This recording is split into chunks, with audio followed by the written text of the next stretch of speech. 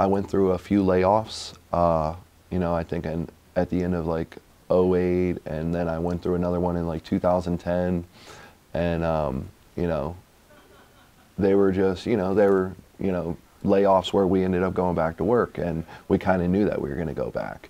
This layoff is totally different. This is like an indefinite layoff to where, you know, they just announced the cruise is, you know, done March 1st, and it's just a very serious situation compared to the other ones, and it's a different feeling.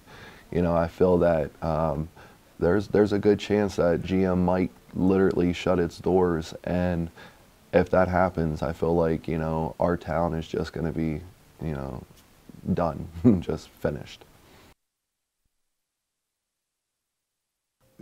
This economy and manufacturing in general has become just much more capital-based and much more automated. And you know, the fact that there were only 1,500 employees there is actually largely based on the fact that, well, these companies now rely on much fewer workers when it comes to production. My 11-year-old, and that's the 6-year-old Allie.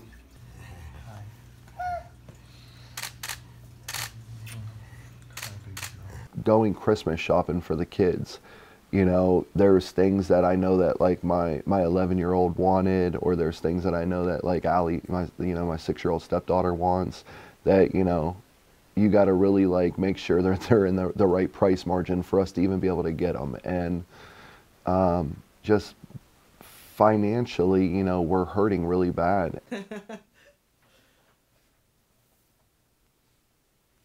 GM stock increased by about 10% the day after they made the announcement. So investors are happy with it, because what serves the bottom line of GM and these companies is not necessarily what is best for these communities, and certainly what's not what's best for the workers.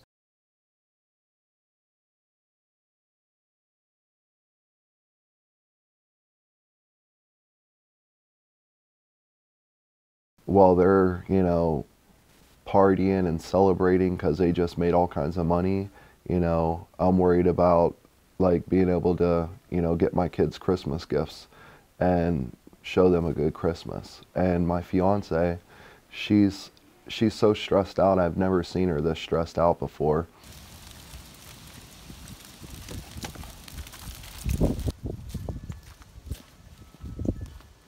There's definitely still hope, because I think even Mary Barra, the CEO of GM, knows how important Lordstown is to all of us.